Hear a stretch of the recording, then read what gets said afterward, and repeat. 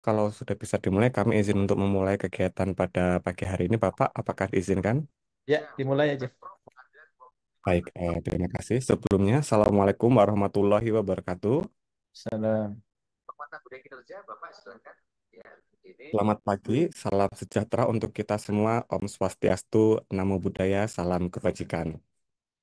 Yang terhormat, Sekretaris Kementerian Pendayagunaan Aparatur Negara dan Reformasi Birokrasi, Ibu Rini Widiantini. Yang kami hormati, Kepala Badan Kepegawaian Negara dan dalam kesempatan Recording in progress. Bapak Adis Windianto selaku Deputi Bidang Mutasi Kepegawaian BKN. Yang kami hormati Bapak Abbas Subagja, PLT Deputi Bidang SDM Aparatur Kementerian Pan-RB. Yang kami hormati Bapak Surya Hidayat, PLT Asdep Perancangan Jabatan Perencanaan dan Pengadaan SDM Aparatur. Yang kami hormati pula Bapak Ibu JPT Pratama yang turut bergabung dalam media Zoom kegiatan pagi ini, serta para tamu undangan yang telah hadir dalam pertemuan pagi ini. Puji syukur kita panjatkan kehadirat Allah Subhanahu wa Ta'ala, Tuhan Yang Maha Esa, karena atas rahmat dan karunia-Nya kita berkesempatan menghadiri sosialisasi kebijakan dan pelaksanaan pengadaan PPPK tahun anggaran 2024. Saya, Yoga Faisal, akan memandu acara pagi hari ini, sosialisasi kebijakan pada pagi hari ini. Mengawali kegiatan pagi ini, Bapak Ibu sekalian, marilah kita menyanyikan lagu kebangsaan Indonesia Raya. Mohon izin hadirin sekalian untuk berdiri.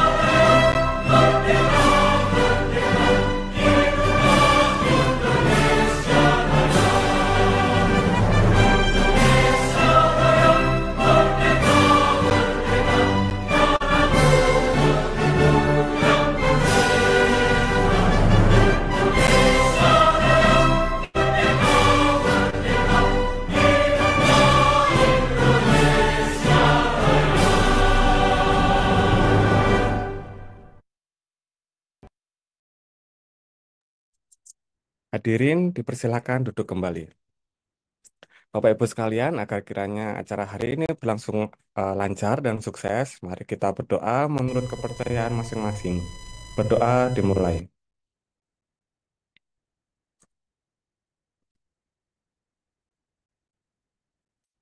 Baik, tidak ada kata cukup untuk berdoa. Selanjutnya, Bapak Ibu sekalian, mari kita simak sambutan sekaligus arahan oleh Sekretaris Kementerian Pan-RB. Kepada Ibu Rini Widiantini, Ibu, waktu dan layar kami silakan kepada Ibu.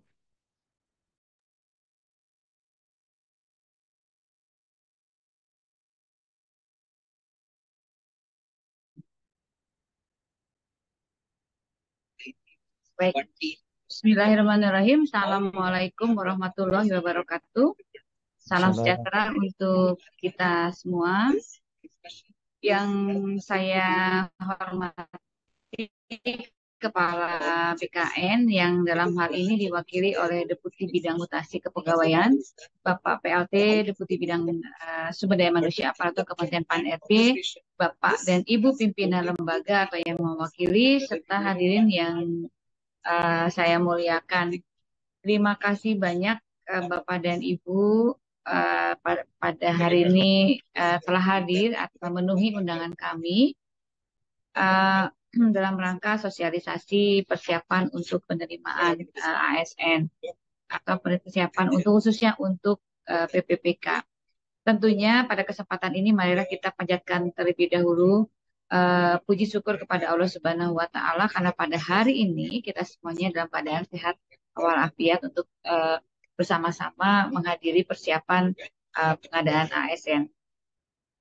Bapak dan Ibu yang saya hormati, pertama mungkin kita perlu memahami bersama bahwa pengadaan ASN pada kali ini memang tujuannya ada dua hal, yaitu untuk pemenuhan kebutuhan pegawai ASN yang tepat sasaran, tepat jumlah, dan tepat guna. Juga kita berharap ada peningkatan kualitas terhadap pelayanan publik untuk mendukung kelancaran pelaksanaan tugas dan pelayanan kepada masyarakat. Nah, kami memang melakukan pengadaan ini dengan secara seksama untuk seluruh kementerian, lembaga, dan pemerintah daerah dengan harapan bahwa kita semua, para instansi pemerintah atau birokrasi kita, dapat memperoleh ASN yang mempunyai karakteristik pribadi sebagai penyelenggara pelayanan publik. Juga kita berharap nanti para ASN, calon-calon ASN ini mampu berperan sebagai perekat negara kesatuan Republik Indonesia, memiliki intelijensia yang tinggi untuk pengembangan kapasitas dan kinerja organisasi, dan memiliki keterampilan serta keahlian yang sesuai dengan perilaku jabatan. Yang terakhir adalah tidak kalah pentingnya bahwa kita berharap bisa mendapatkan ASN yang memiliki kemampuan untuk mengakselerasi fungsi dan tugas daripada organisasi. Nah, oleh karena itu, mohon nanti di dalam proses seleksi, hal-hal yang telah saya sampaikan tadi menjadi bagian yang diperhatikan betul oleh para instansi pemerintah agar tentunya bisa sekali lagi mengakselerasi fungsi dan tugas daripada organisasi. Bapak dan Ibu sekalian, sebagaimana yang sering Pak Menteri sampaikan bahwa pengadaan ASN itu dilaksanakan tentunya berdasarkan prinsip kompetitif, adil, objektif, transparan, bersih dari praktek korupsi, kolusi, dan nepotisme. Dan perlu juga kami tekankan, tidak ada pungutan biaya di dalam proses seleksi ini. Jadi mohon nanti para Bapak dan Ibu bisa menyampaikan, mengkampanyekan bahwa proses pengadaan ASN ini tidak ada pungutan biaya. Jadi kita mari saling menjaga supaya tidak ada hal-hal yang tidak kita inginkan. Pada kesempatan ini juga saya ingin menghimbau kepada PPK atau panitia seleksi instansi yang melaksanakan pengadaan ASN untuk segera mempersiapkan jadwal pelaksanaan seleksi pengadaan pegawai ASN, tentunya setelah mendapatkan jadwal pelaksanaan seleksi secara nasional yang dengan koordinasi dengan Panselnas. Kemudian yang kedua, segera mengumumkan pengadaan pegawai ASN itu secara terbuka. Yang ketiga adalah tentunya pelaksanaan seleksi administrasi terhadap lamaran dan dokumen kesehatan lainnya itu harus disesuaikan dengan dicek lagi sesuai dengan yang tercantum di dalam pengumuman. Bapak dan Ibu sekalian, di dalam pengadaan ini para instansi atau para panitia seleksi tentunya segera mempersiapkan sarana pelaksana seleksi, kompetensi, dan wawancara untuk pengadaan PPPK. Pengumuman hasil seleksi administrasi serta hasil integrasi seleksi kompetensi dan wawancara untuk pengadaan PPK. Kemudian yang terakhir adalah usulan seleksi kompetensi teknis tambahan untuk pengadaan PPPK jika diperlukan oleh Menteri kepada Pemban NB untuk mendapatkan persetujuan. Jadi nanti secara detail akan disampaikan cara persyaratan ini oleh Pak PLT Deputi SDMA, bagaimana tata cara hal-hal yang akan dilakukan di dalam proses pengadaan ASN ini. Bapak dan Ibu sekalian, dalam pengadaan P3K tahun 2024 ini, pemerintah menyiapkan formasi P3K untuk pelamar non-ASN di instansi pemerintah. Formasi P3K disiapkan sebagai tindak lanjut daripada Undang-Undang Dasar, Undang-Undang Nomor 20 Tahun 2023 tentang ASN, yaitu dalam rangka penyelesaian penataan tenaga non-ASN di instansi pemerintah. Jadi sekali lagi bahwa sekarang formasi ASN yang sekarang dimaksudkan untuk menyelesaikan penataan tenaga ASN di lingkungan Bapak dan Ibu. Jadi kita memang punya kewajiban untuk menyelesaikannya di akhir tahun 2024. Harapan kami kiranya Bapak dan Ibu dapat melaksanakan pengadaan secara profesional dan bertanggung jawab, serta dapat menjaga integritas di dalam pelaksanaan pengadaan ASN sesuai dengan mekanisme yang diatur dan ditetapkan dalam peraturan undang-undang. Demikian Bapak dan Ibu, nanti detailnya akan disampaikan oleh Pak Deputi SDMA dan nanti Deputi uh, Bidang Mutasi Kepegawaian dari BKN. Jadi mohon Bapak dan Ibu kiranya bisa menyimak acara ini dengan seksama demi kelancaran pelaksanaan seleksi yang kita harapkan. Terima kasih atas perhatiannya. Salam sehat untuk semuanya. Wassalamualaikum warahmatullahi wabarakatuh. Waalaikumsalam warahmatullahi wabarakatuh. Terima kasih kepada Ibu Rini selaku Sekretaris Kementerian Pan-RB atas sambutan sekaligus arahan Ibu. Mohon izin Ibu, kami lanjutkan ke acara sosialisasi pagi ini ya Bu. Baik, selanjutnya Bapak Ibu, peserta dan penyimak yang berbahagia memasuki acara berikutnya akan kami sampaikan arahan-arahan terkait kebijakan dan pelaksanaan pengadaan PPPK tahun 2024 oleh para narasumber. Arahan selanjutnya akan dipaparkan materi dari BKN yang akan disampaikan oleh Bapak Aris Windianto yang mewakili Kepala BKN selaku Deputi Bidang Mutasi dan Kepegawaian. Bapak Aris, monggo Bapak, waktu dan layar kami silakan kepada Bapak. Terima kasih, moderator. Assalamualaikum warahmatullahi wabarakatuh. Salam, Om Swastiastu, Namo Buddhaya, salam kebajikan. Pertama, marilah kita panjatkan sekali lagi puji dan syukur kepada Tuhan Yang Maha Esa bahwa pagi hari ini kita masih bisa bergabung dalam sosialisasi melalui video conference terkait dengan rencana pelaksanaan seleksi P3K tahun anggaran 2024. Saya mewakili Kepala BKN yang kebetulan saat ini sedang ada tugas lain untuk menyampaikan mekanisme terkait bagaimana nanti pengadaan P3K kita laksanakan. Mohon dibantu tayangannya, Mas.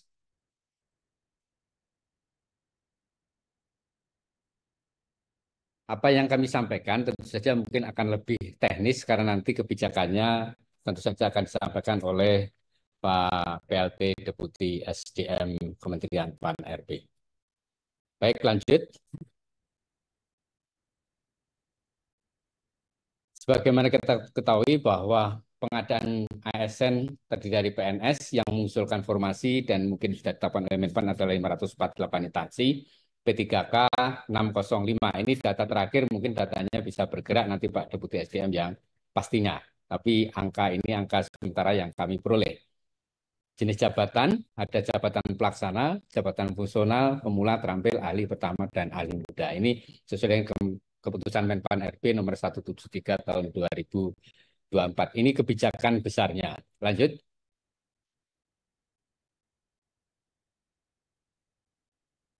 Nah,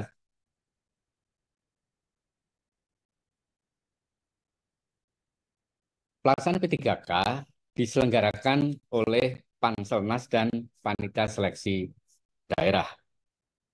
Apa tugas Panitia Seleksi Instansi? Mohon maaf, bukan seleksi daerah, tapi Panitia Seleksi Instansi. Tugasnya adalah menyiapkan sarana prasarana pelaksanaan seleksi kompetensi dan wawancara berbasis SKET untuk pengadaan P3K berkoordinasi dengan BKN. Kemudian melaksanakan seleksi kompetensi dan wawancara untuk pengadaan P3K, dan mengumumkan hasil seleksi administrasi serta hasil integrasi seleksi kompetensi dan wawancara yang sudah dilakukan untuk pengadaan P3K. Dan prosesnya ini tentu saja berkolaborasi dan berkoordinasi dengan Panselmas dan dalam hal ini juga BKN untuk pelaksanaan tes berbasis komputernya. Lanjut.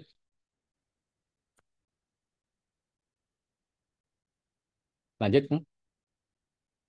Bapak Ibu sekalian, sebagaimana diatur dalam peraturan perundangan bahwa untuk P3K usia pelamar paling rendah 20 tahun dan paling tinggi 1 tahun sebelum batas usia tertentu pada jabatan yang akan dilamar sesuai dengan ketentuan peraturan perundangan. Jadi kita masih mengacu pada PP 49 tahun 2018 di mana batas usia maksimal pelamar P3K adalah 1 tahun sebelum batas usia pensiun atau berhenti jabatan tersebut. Kemudian batas usia tersebut dapat dikecualikan bagi jabatan tertentu sesuai dengan ketentuan peraturan perundangan. Kemudian instansi pemerintah dapat menyesuaikan persyaratan usia paling tinggi pelamar dengan memperhatikan masa perjanjian kerja. Mungkin diperhitungkan kalau 1 tahun kurang efektif ya bisa disesuaikan. Lanjut.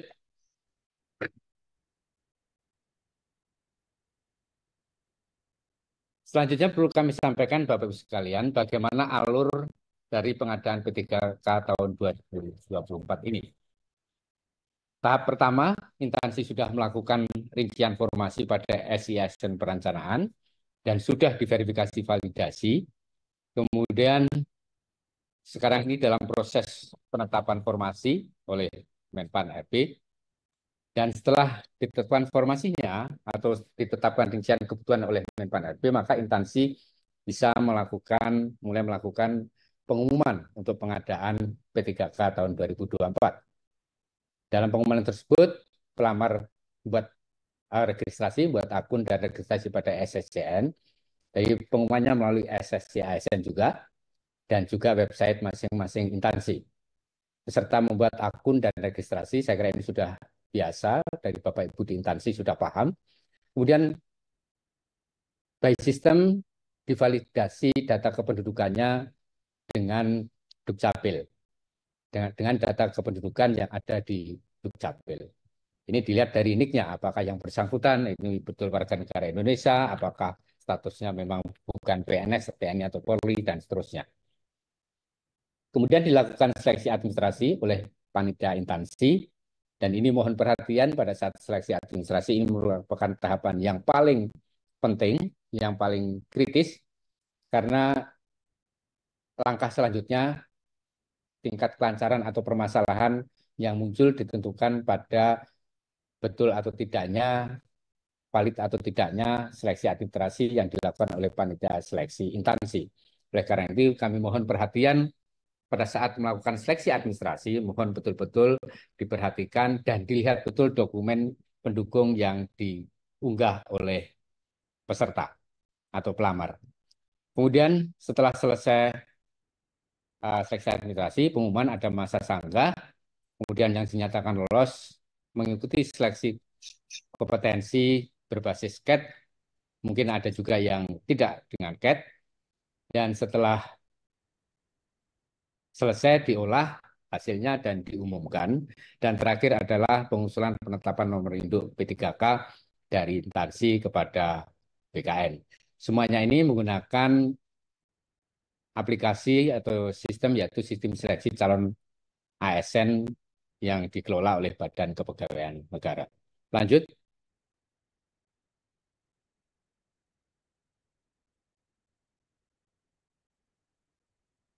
Dan tadi saya sampaikan Bapak Ibu sekalian bahwa instansi melakukan rincian formasi itu di SISN, dan data formasi yang sudah ditetapkan oleh Menpan pada SCASN terintegrasi dengan layanan perencanaan kebutuhan SISN. Jadi ini untuk menjamin data penetapan formasi konsisten dengan formasi di SCASN sampai penetapan usulan nomor induk P3K. Dan dengan kita menggunakan layanan perencanaan kebutuhan SIASN, maka instansi tidak perlu lagi melakukan validasi formasi dan kualifikasi pendidikan ketika akan mengumumkan. BKN juga tidak perlu lagi melakukan verifikasi validasi karena memang sudah dilakukan dari pertama saat penyusunan rincian kebutuhan. Jadi pada modul layanan SSC ASN tahun 2024 terdiri dari layanan portal SSC ASN, layanan registrasi admin, layanan pendaftaran, layanan verifikasi, pengolahan nilai, helpdesk, dashboard, dan layanan terintegrasi. Termasuk di sana juga mungkin tersedia portal karir CASN. Ini yang sudah disiapkan BKN, sistem seleksi calon aparatur sipil negara untuk pengadaan calon ASN tahun 2024. Lanjut.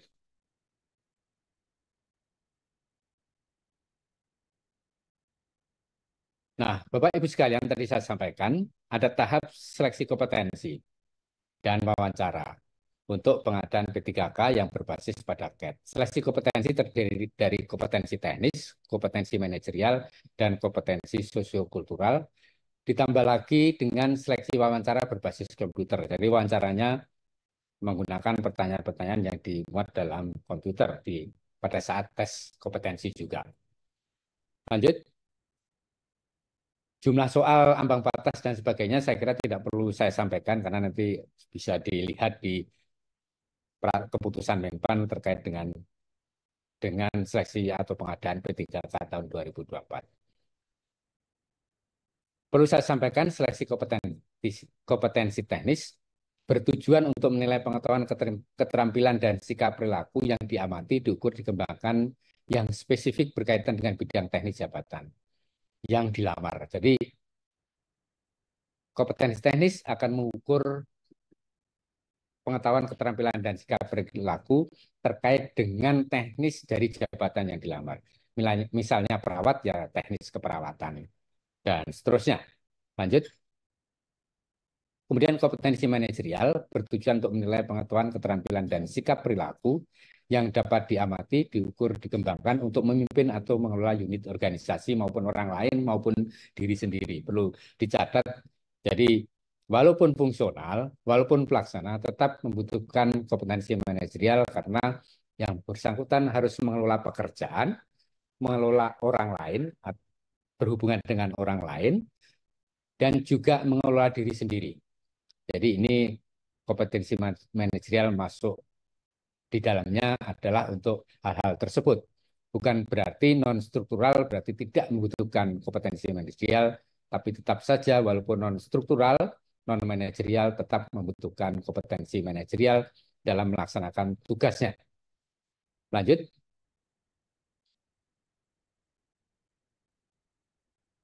Nah, kompetensi sosiokultural, Bapak Ibu sekalian, saya kira kita ketahui bersama, di mana negara kita adalah atau bangsa kita ini heterogen, pluralisme, maka seleksi kompetensi sosiokultural bertujuan untuk menilai pengetahuan, keterampilan, dan seterusnya terkait dengan pengalaman berinteraksi dengan masyarakat majemuk dalam hal agama, suku, budaya, dan lain-lain, termasuk emosi dan prinsip yang harus dipenuhi oleh setiap pemegang jabatan untuk memperoleh hasil kerja sesuai dengan peran, fungsi, dan jabatannya.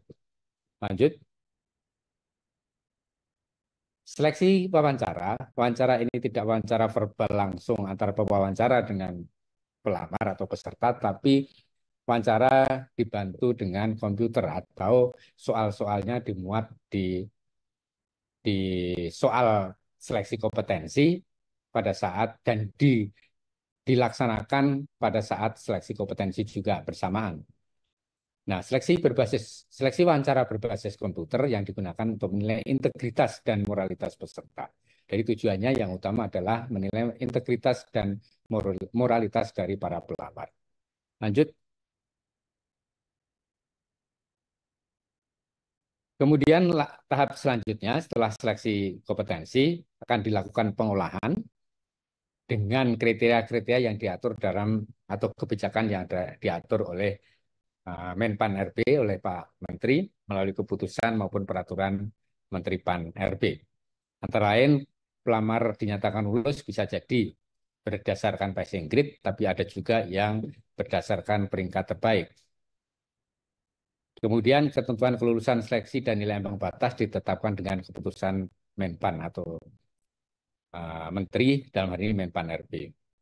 Bagi pelamar pengadaan P3K dapat diberikan penambahan nilai seleksi kompetensi teknis apabila memiliki sertifikat kompetensi dan atau ketentuan lain yang ditetapkan dengan keputusan Menteri. Jadi kalau instansi mau mengajukan itu harus mendapat persetujuan dan penetapan dari Menpan RB. Jenis dan bobot sertifikat kompetensi tersebut diusulkan oleh instansi pembina JF untuk mendapat persetujuan Menteri.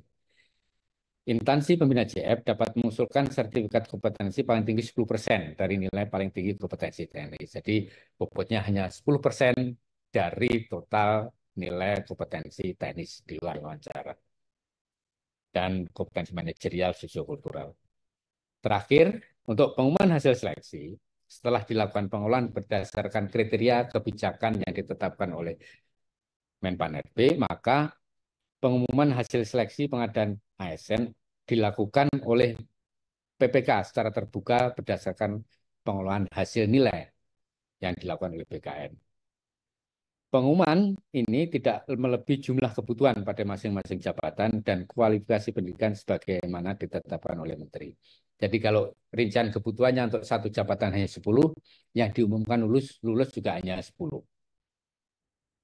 Yang lainnya misalnya memenuhi ambang batas tapi tidak lulus, itu juga pengumumannya dinyatakan tidak lulus.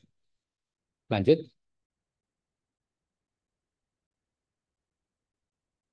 Lanjut saja. Saya kira ini tidak terlalu penting. Lanjut. Saya kira dari saya cukupkan karena hal-hal yang data tadi saya kira tidak terlalu penting untuk dilihat. Dan terima kasih atas perhatian Bapak Ibu sekalian. Terima kasih juga bagi Menpan RB yang sudah meminta Kepala BKN untuk menyampaikan materi dalam sosialisasi pengadaan P3K tahun 2024. Ini kurang lebihnya saya mohon maaf dari Kepala BKN. Assalamualaikum warahmatullahi wabarakatuh. Salam Om Santi Santi Santi Om. Waalaikumsalam warahmatullahi wabarakatuh. Terima kasih Bapak Aris atas arahan petunjuknya terkait Halo Pak langkah-langkah Menteri, manggil kebijakan saya. yang harus Saya jelasin disiapkan anugerah ASN kali. karena P3K tahun 2024. Hmm? Arahan selanjutnya akan disampaikan oleh Deputi Bidang Sumber Daya Manusia Aparatur Kementerian Pan RB dengan Bapak Abba Subagja. Bapak Abba, Ya, jika siap. sudah siap layar, kami silakan kepada Bapak.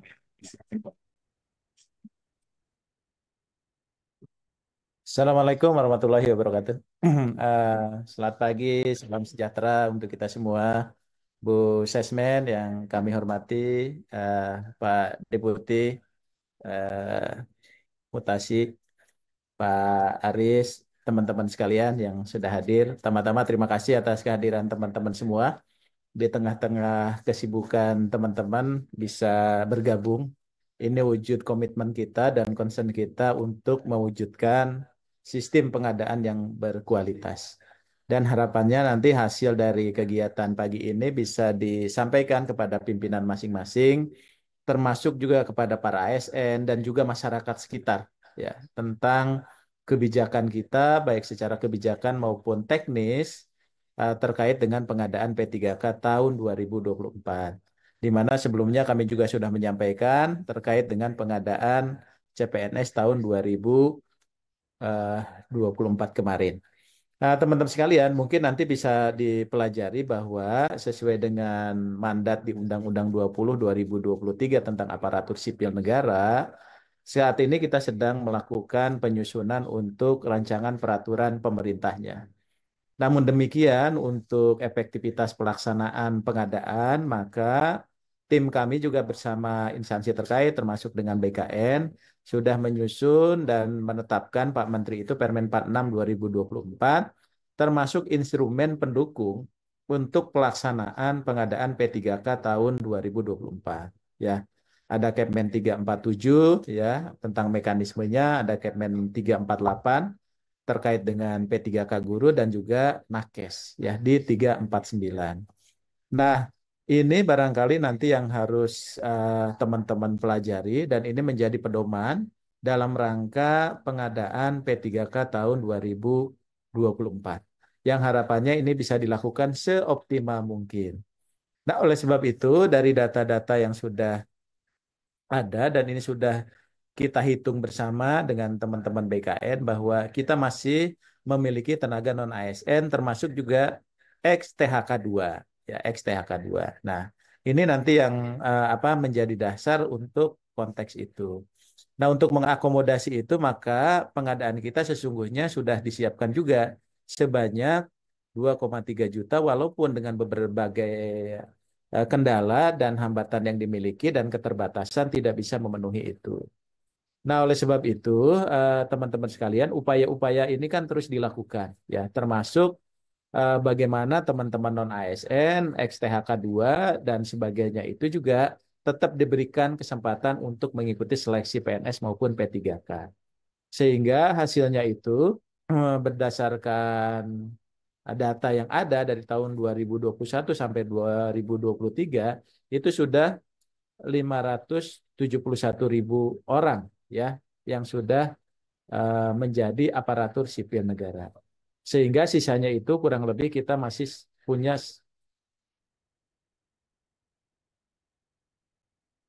ya siap Pak. Siap ya ya. Eh, kemudian dari nilai ini masih ada 1,7 juta lagi ya. Nah, oleh sebab itu, ini Bapak Ibu sekalian, kesempatan kami mohon partisipasi dari Bapak Ibu sekalian seoptimal mungkin menyelesaikan yang 1,7 juta. Ya. Nah, ini penting. Nah, ini juga prinsip nanti mungkin yang selalu disampaikan oleh Pak Menteri bahwa jangan sampai nanti penyelesaian tenaga non ASN ini bisa mengganggu pelayanan publik. Sehingga diharapkan tidak ada PHK secara massal gitu ya. Kemudian juga pendapatannya tidak berkurang, anggaran tidak bengkak dan sebagainya. Tapi yang lebih penting adalah proses ini nanti harus dilakukan sesuai ketentuan peraturan perundang-undangan. Jadi tidak ada pengangkatan secara otomatis gitu ya, tapi melalui proses peraturan perundang-undangan.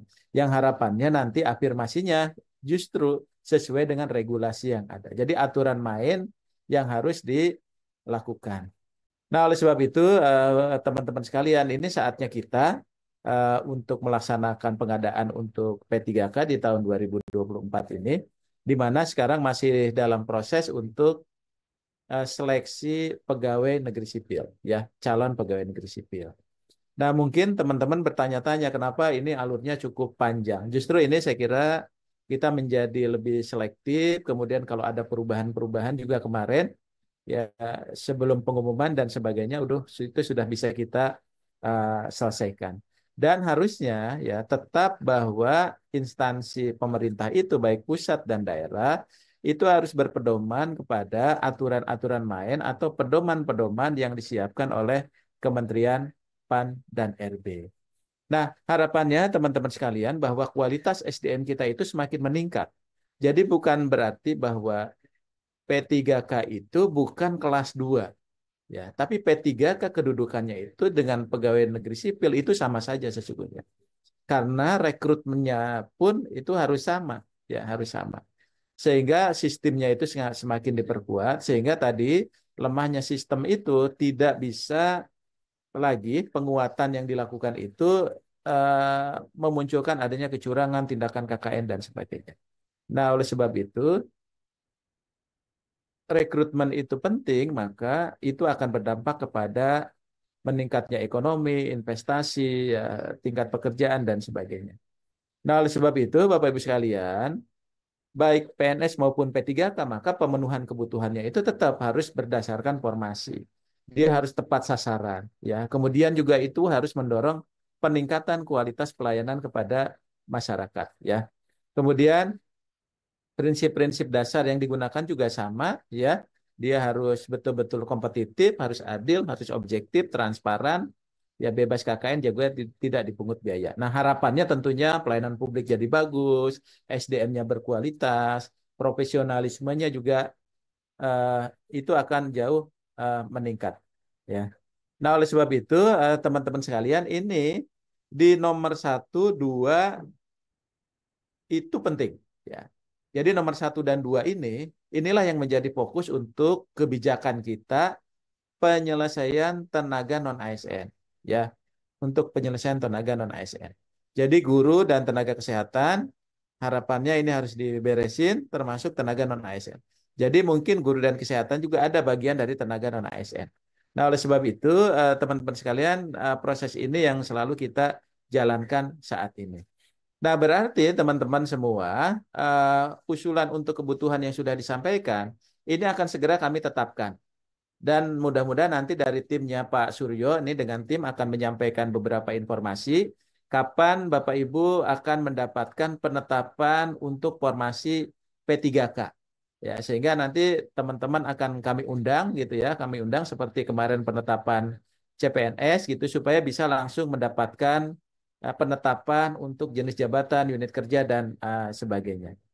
Nah, oleh sebab itu harapan kami adalah teman-teman yang pelaksana pun jabatannya itu supaya bisa disiapkan. Karena ini juga diharapkan akan mengakomodir tenaga-tenaga non ASN yang lain ya selain yang terdata di dalam ASN. Nah, dengan demikian maka ini adalah komitmen yang harus kita jalankan karena sudah ada komitmen antara pemerintah dengan DPR termasuk juga koordinasi dengan instansi terkait ya.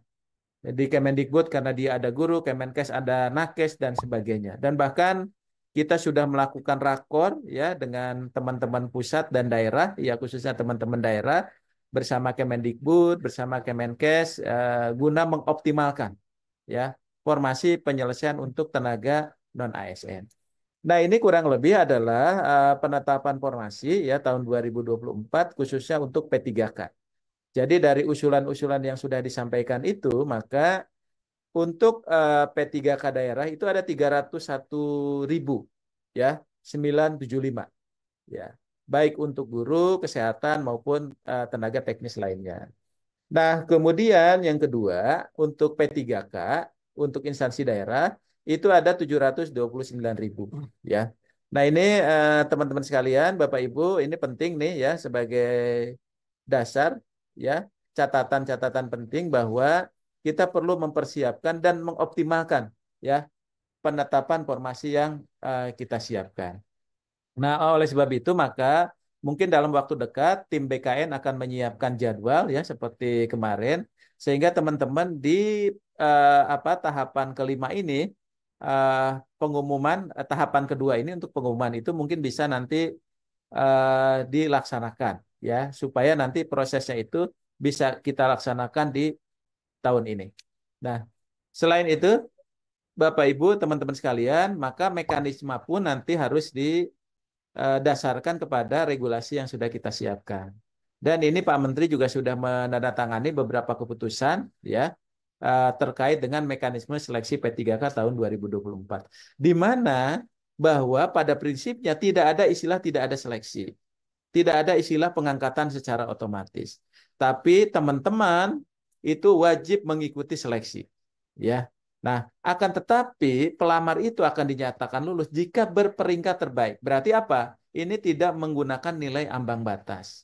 Ya. Ini adalah kesempatan bagi teman-teman semua ya, tenaga-tenaga non ASN itu untuk bisa mengikuti seleksi. Nah, yang paling penting itu kembali lagi ke pemerintah daerahnya. Harusnya tadi menyiapkan jabatan-jabatan bagi mereka yang sudah bekerja di instansinya. Nah, kemudian juga kami juga sudah membuat prioritas untuk pengisian ya, yang secara berurutan. Siapa saja yang menjadi prioritas? Pertama, ex-THK2. Nah, diharapkan nanti ex-THK2 ini bisa ikut melamar ya, kemudian bisa ikut mengikuti seleksi. Yang kedua adalah non-ASN yang terdaftar dalam database non-ASN di BKN. Ya, itu sudah pasti. Nah, yang ketiga adalah tenaga non-ASN yang aktif bekerja di instansi pemerintah. Karena banyak keluhan-keluhan dari teman-teman, kami sudah bekerja puluhan tahun gitu ya, tapi belum terakomodir dalam database BKN. Ya. Nah, oleh sebab itu harapannya siapa saja yang mengikuti seleksi melalui mekanisme ini bisa mengisi lowongan formasi. Ya. Dan yang di luar itu nanti bisa dipertimbangkan untuk menjadi P3K yang paruh waktu. Jadi tidak perlu khawatir. Kenapa demikian? Perubahan status ini jadi penting. Karena Desember 2024 ini tidak boleh lagi ada statusnya non ASN, gitu ya, non ASN. Nah, ini penting Bapak Ibu sekalian, bagi teman-teman Pemda khususnya melihat prioritas-prioritas ini. Ya. Kemudian yang kedua, ini khusus Kepmenpan 349, ini mekanisme seleksi P3K untuk kesehatan. Ya. Ini pun sama, nanti pelamar yang dinyatakan lulus itu yang berperingkat terbaik. Ya. Kemudian pengisian formasi ini juga diprioritaskan secara berurutan bagi siapa saja. Yang pertama adalah pelamar dengan kualifikasi diploma 4 bidang pendidik tahun 2023. Ini ingin kita beresin. Ya. Jadi kemarin ada beberapa masalah pengangkatan untuk bidang pendidik ini, sehingga kesempatan di tahun 2024 ini sesuai koordinasi kami dengan Kemenkes dan BKN, itu kita beresin di tahun 2024. Untuk selanjutnya ada XTHK 2, kemudian ada non-ASN dan tenaga non-ASN yang aktif bekerja. Nah, ini bagi JF dokter dengan subjabatan dokter spesialis dan dokter subspesialis, maka pengalamannya itu dapat dihitung sejak kapan? Itu sejak menempuh dokter spesialis dan atau dokter subspesialis. Supaya tidak dirugikan. Karena itu bagian dari pengembangan kompetensi bagi teman-teman yang sekolah dokter spesialis. Karena dokter spesialis itu selain sekolah, dia juga sambil bekerja. Ya, sehingga itu dapat menunjang. Kemudian pelamar yang tidak dapat mengisi lowongan formasi dapat dipertimbangkan untuk menjadi P3K paruh waktu. Nah, oleh sebab itu ini adalah solusi kita dalam rangka penyelesaian tenaga non-ASN. Nah, kemudian yang ketiga adalah terkait dengan mekanisme seleksi P3K guru di instansi daerah, ya, di instansi daerah. Nah, di instansi daerah juga sama, pelamar itu dinyatakan lulus jika berperingkat terbaik. Nah, ini pengisian formasinya ini diprioritaskan bagi siapa? Yang pertama adalah pelamar prioritas, ya.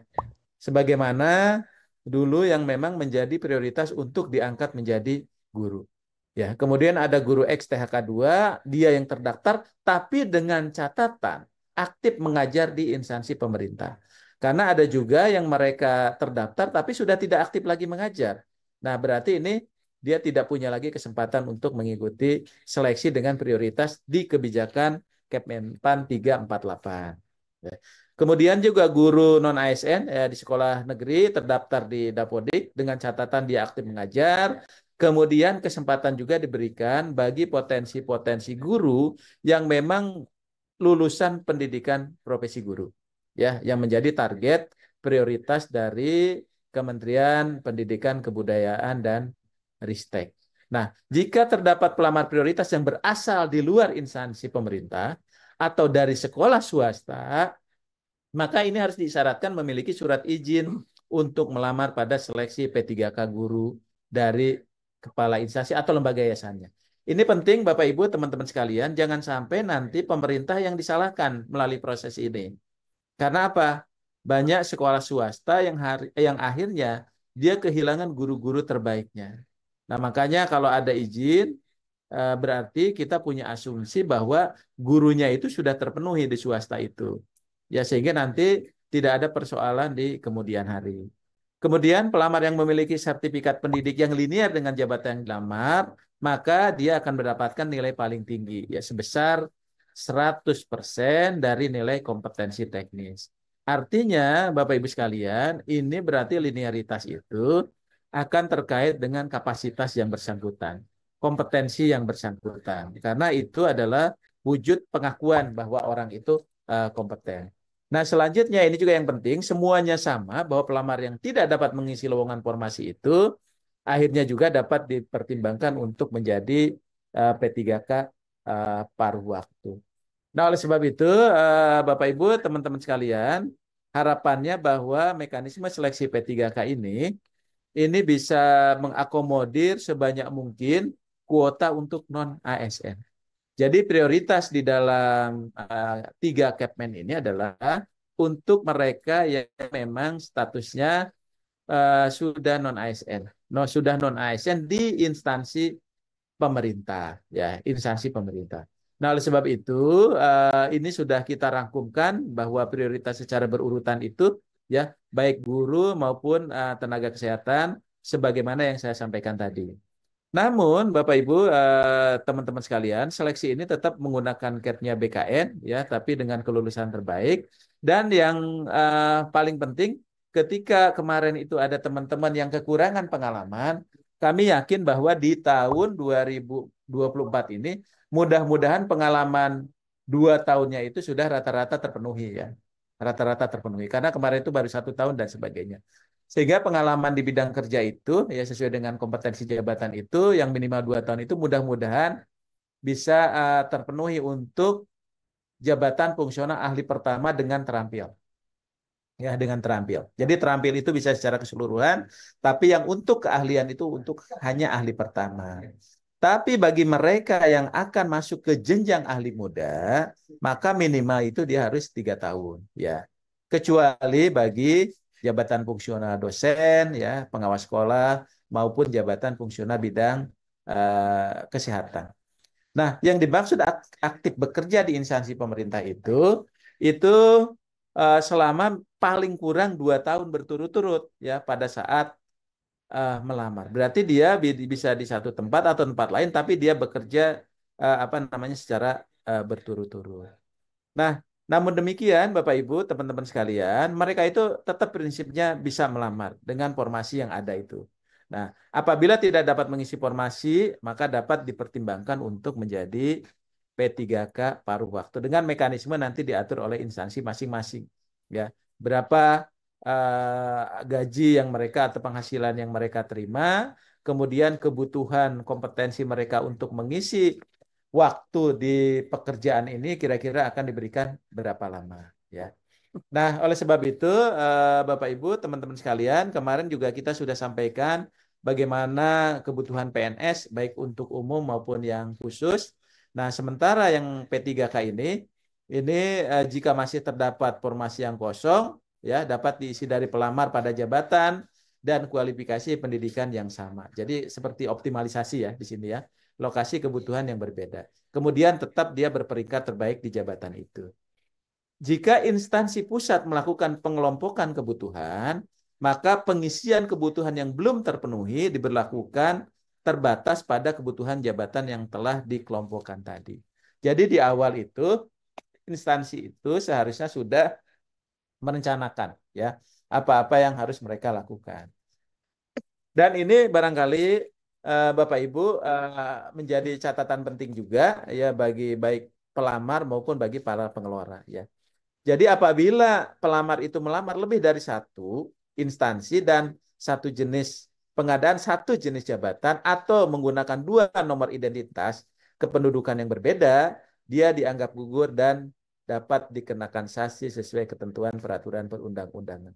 Jadi mohon ketika seleksi administrasi itu, panitia itu betul-betul bisa mengamati dan menelaah dengan baik, ya, secara selektif, ya. Yang kedua nih, ya, disampaikan juga kepada para pelamar bahwa pelamar dilarang membantu dan atau melakukan kecurangan, ya. Pada saat apa? Pada seluruh tahapan pengadaan. Kalau di administrasi saja dia sudah buat kecurangan, dia termasuk kena. Karena kita sebutkan pada setiap tahapan, ya. Kalau dia terbukti apakah dia membantu melakukan kecurangan, maka pelamar dinyatakan gugur dan tidak boleh lagi melamar pada penerimaan ASN. Jadi tidak ada periodenya nih. Kalau dia curang, berarti bisa saja NIK-nya itu akan terkunci, ya. Ini selanjutnya dalam hal pelamar yang sudah dinyatakan lulus pada tahap akhir seleksi dan atau sudah mendapatkan nomor induk calon PNS atau P3K, kemudian mengundurkan diri, maka kepada yang bersangkutan pun dikenai sanksi tidak boleh melamar, ya, pada penerimaan ASN untuk 2 periode tahun anggaran, ya, pengadaan pegawai ASN tahun berikutnya. Jadi ini penting, Bapak Ibu, teman-teman sekalian, supaya kita tidak menutup peluang bagi mereka yang hebat dan ingin menjadi aparatur sipil negara Tapi karena persoalan 3 ini dia akhirnya tidak bisa ikut. Nah, oleh sebab itu kami ingin sampaikan bahwa kepada teman-teman semua, para pengelola, lakukanlah proses pengadaan ini sesuai ketentuan peraturan perundang-undangan agar tidak terjadi temuan-temuan ya yang menyebabkan nanti mengganggu aspek integritas dan moralitas kita dalam sistem pengadaan. Jadi kita betul-betul harus menjaga dan memiliki komitmen menjaga integritas dan moralitas dalam sistem pengadaan. Kemudian juga jangan lupa Bapak Ibu sekalian, karena ini terkait juga dengan teman-teman yang non ASN, di mana sudah ada namanya dan sebagainya, sudah ada pendidikannya dan sebagainya, mohon antara orang, kualifikasi dan jabatan unit kerjanya itu disinkronkan. Ya, jangan sampai nanti tidak sinkron gitu. Jadi orang aja ternyata kualifikasinya berbeda, akhirnya juga dia nggak masuk. Ya, jadi ini kesalahan jadi bukan di kami sesungguhnya jadinya. Ya, nah oleh sebab itu tolong kualifikasi jabatan dan unit kerja itu dicermati sekali. Ya, kemudian tahapan seleksi ini harus diikuti. Ya, jangan sampai Bapak Ibu ternyata tahapan seleksi sudah berjalan, minta perubahan ini, itu, dan sebagainya. Karena kita tidak akan akomodasi lagi. Karena ini akan mengganggu proses tahapan seleksi yang dilaksanakan oleh teman-teman BKN. Ya, jadi teman-teman BKN ini juga tergantung kepada kebijakan yang sudah kita lakukan. Jadi mohon Bapak Ibu bisa bekerja sama dengan baik ya dengan BKN ya sehingga tidak lagi nanti ada dalam perjalanannya perubahan ya, afirmasi dan sebagainya ya. Kemudian juga harus memperhatikan alokasi untuk kebutuhan-kebutuhan tertentu yang memang jika ada di sana. Nah, oleh sebab itu proses-proses ini barangkali yang nanti harus dijalankan oleh teman-teman semua. Ya mungkin nanti dari timnya Mas Surya kami persilahkan nanti untuk menyampaikan beberapa hal penting ya terkait dengan bagaimana proses penyerahan nanti untuk apa namanya teknis untuk penyerahan formasi bagi teman-teman. Mohon nanti supaya bisa dijelaskan secara detail sehingga nanti teman-teman daerah khususnya yang jauh bisa mempersiapkan. Dan nanti pada forum itu kami juga akan berikan kesempatan teman-teman sekaligus berkonsultasi ya Mas Suryo ya. Jadi ada kesempatan untuk konsultasi dengan tim Mas Suryo nanti sudah siap-siap nanti untuk kita siapkan mejanya. Jadi sekaligus saja apabila hal-hal teknis yang perlu ditanyakan nanti bisa langsung pada forum ketika ketemu di Hotel Sahid. Kemudian bagi teman-teman Papua mungkin juga akan ada waktu khusus. Nanti mungkin Mas Suryo akan menjelaskan dengan tim. Saya kira itu Mas Yoga beberapa poinnya yang dapat kami sampaikan. Selanjutnya silakan dari tim teknis untuk menyampaikan hal-hal yang teknis selanjutnya. Mohon maaf kalau ada yang kurang, ada kekurangan dan sekali lagi terima kasih atas kehadiran teman-teman semua. Ya, Assalamualaikum warahmatullahi wabarakatuh. Saya kembalikan ke Mas Yoga. Waalaikumsalam warahmatullahi wabarakatuh. Terima kasih Bapak atas arahan kebijakan pengadaan P3K tahun 2024. Bapak, ini merupakan informasi yang sangat ditunggu-tunggu Pak oleh instansi pemerintah dan masyarakat tentunya Pak. Semoga kebijakan-kebijakan ini bisa diimplementasikan sesuai dengan prinsip dan amanat undang-undang yang tadi telah disampaikan oleh Bu Sesmen. Bapak Ibu sekalian, hadirin yang masih fokus dalam sosialisasi, yang terakhir dan tidak kalah penting tentunya, marilah kita simak informasi dan arahan dari Bapak Surya Hidayat selaku PLT Asdep Perancangan Jabatan Perencanaan dan Pengadaan SDM Aparatur. Kepada Mas Suryo, Mas, waktu dan layar kami serahkan kepada Mas Suryo.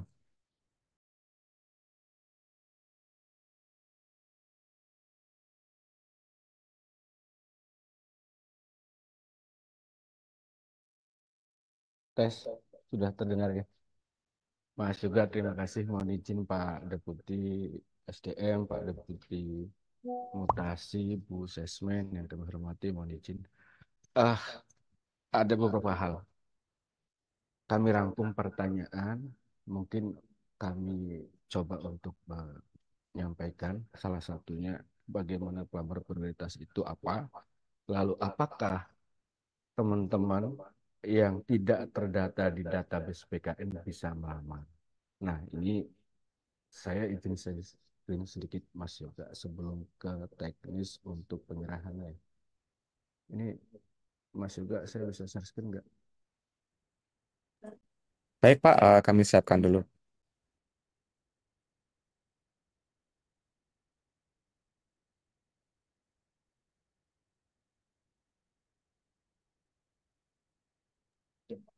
Sudah bisa Mas Rio untuk share screen? Terima kasih. Ini bakat juga masuk ini jadi MC. Sudah terlihat, tadi sudah disampaikan Bapak Ibu sekalian oleh Pak Deputi. Yang pertama, eh, pelamar prioritas, apa itu pelamar prioritas? Prioritas itu ada untuk formasi guru, lalu ada untuk formasi tenaga kesehatan. Nah, pelamar tenaga kesehatan ini menyisakan persoalan tahun lalu kita coba selesaikan di tahun 2024 ini yang menjadi prioritas. Salah yang tahun lalu menjadi apa namanya persoalan lalu kita selesaikan di 2024 itu menjadi prioritas. Itu ada D4 bidang pendidik yang dinyatakan lulus lalu kemudian tidak bisa melanjutkan kelulusannya. Lalu kemudian untuk guru itu ada pelamar prioritas masih menyisakan P1. Nah, P1 ini terakhir 2024, 2025 sudah tidak ada lagi untuk prioritas yang P1 ini. Ini tahun 2024 terakhir. Nah, lalu untuk yang berurutan berikutnya, skala prioritas XTHK2 terlebih dahulu secara kelulusan nanti, lalu kemudian ada non-ASN yang terdata di database BKN, lalu apabila formasi masih kosong akan diisi kelulusannya oleh non-ASN yang bekerja di instansi pemerintah. Nah, keempat ini dengan catatan harus aktif. Jadi tidak bisa kalau tidak aktif sudah tidak diperkenankan karena dianggap sudah tidak ada kebutuhan. Nah, lalu pertanyaan berikutnya, apakah yang tidak terdata di database backend bisa melamar? Bisa. Poin nomor 4, non-ASN yang aktif bekerja pada instansi pemerintah. Nah, teman-teman ini bebas melamar sebagai bagian dari solusi untuk penyelesaian non-ASN. Nah, apabila teman-teman yang sudah melamar dan mengikuti tahapan seleksi sampai akhir, lalu kemudian teman-teman non-ASN ini tidak mendapatkan formasi, ini bisa dipertimbangkan untuk menjadi P3K paruh waktu. Nah, seperti apa P3K paruh waktu? Amanat undang-undang akan disusun PP, lalu akan disusun permen. Nah, kita tunggu, ini sedang berjalan, mudah-mudahan dalam waktu dekat PP dan Undang-Undang 20 akan segera keluar. Lalu berikutnya, Bapak Ibu sekalian, sejak hari ini kita sosialisasikan tanggal 30, lalu berikutnya kami undang Bapak Ibu sekalian, mungkin ada surat berikutnya untuk tindak lanjut dari sosialisasi ini untuk dilakukan penyerahan atau pengambilan keputusan Menteri tentang penetapan kebutuhan P3K. Nah, akan dilakukan tanggal 30 di Gerhadi Syahid Jaya, seperti biasa, seperti CPNS waktu itu. Lalu kemudian khusus teman-teman di Papua akan dilakukan pada tanggal 2 September di Hotel Claro Makassar, supaya tidak terlalu jauh. Sekaligus kita juga akan melakukan MONEF, termasuk yang seleksi guru. Nah, lebih teknis Bapak Ibu untuk diskusi dan sebagainya. Nah, ini tim PSI dari kami sudah ada. Lalu untuk pusat bisa dengan saya atau dengan Mas Wada, Mbak Maudi, lalu dengan Papua yang Papua ada Mas Haris, ada juga Mbak Fatimah untuk Sulteng dan beberapa daerah di sini. Nah, Bapak Ibu sekalian di daerah mestinya sudah paham dengan PSI kami. Nah, bisa komunikasi langsung atau kita tunggu diskusi di Hotel Sahid supaya lebih bebas kita diskusinya seperti apa penyelesaian ASN ini. Mungkin itu Bapak Ibu sekalian, Mas Yoga kami kembalikan. Kurang lebihnya mohon maaf. Sekali lagi nanti kami tunggu Bapak Ibu sekalian untuk pengambilan keputusan Menteri terkait dengan penetapan formasi P3K 2024. Sekali lagi terima kasih, kurang lebihnya mohon maaf. Saya kembalikan ke Mas Yoga. Assalamualaikum warahmatullahi wabarakatuh. Baik, terima kasih Pak Suryo. Waalaikumsalam warahmatullahi wabarakatuh. Terima kasih arahannya. Selanjutnya Bapak Ibu, kami ingatkan sekali lagi bahwa untuk mencatat waktu dan tanggal penyerahan Kepmen tentang penetapan formasi BPPK. Bahwasanya juga tadi sudah disampaikan arahan dari Pak Deputi, formasi PPPK sudah ditetapkan dan sudah siap dibagikan kepada Bapak Ibu sehingga perubahan sudah tidak dimungkinkan lagi dan Bapak Ibu juga tergantung timeline PKN tergantung dengan pembagian Kepmen ini. Semoga bisa dicermati dan menjadi pegangan Bapak Ibu ya dalam melaksanakan pengadaan P3K ke depan. Bapak Ibu, saya barusan mendapatkan informasi bahwasannya terkait kebijakan mekanisme seleksi PPK ternyata sudah tersedia pada JDI Haminpan.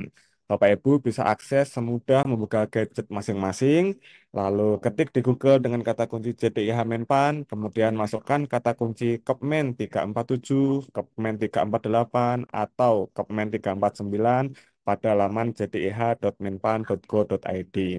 Materi narasumber nanti akan kami olah terlebih dahulu sebelum didistribusikan melalui website menpan.go.id. Jadi Bapak Ibu bisa pantengin terus website kami untuk mengintip informasi-informasi terbaru terkait pengadaan ASN maupun menunggu materi dari narasumber yang akan kami unggah di sana. Detail informasi lebih lanjut nanti Bapak Ibu bisa koordinasikan dengan penanggung jawab regional atau PIC instansi kami masing-masing, termasuk juga jika ada pertanyaan pada kebijakan mekanisme seleksi PPPK, Bapak Ibu bisa konsultasikan dengan para PIC kami di Pokja Perencanaan dan Pengadaan SDM Aparatur atau nama kerennya Pokja Formasi. Nah, atau bisa juga dikonsultasikan pada nanti pertemuan penyerahan Kepmen di Jakarta dan di Makassar. Dengan demikian, Bapak Ibu sekalian, maka selesailah acara sosialisasi kebijakan pengadaan PPKPK tahun 2024. Menutup acara ini, kami berterima kasih atas partisipasi dan kehadiran yang tertib dari Bapak Ibu sekalian. Jika sekiranya ada penyampaian ataupun hal-hal yang kurang berkenan, saya mewakili tim menyampaikan mohon maaf. Semoga diberikan kelancaran dalam pelaksanaan pengadaan ASN kita semua tahun 2024. Yura, doakan kita. Success doesn't work unless we do. Semangat dan sukses Bapak Ibu. Eva Intan makan terasi. Cukup sekian dan terima kasih. Kami akhiri acara siang ini Bapak Ibu. Sampai jumpa di Jakarta minggu depan. Wassalamualaikum warahmatullahi wabarakatuh.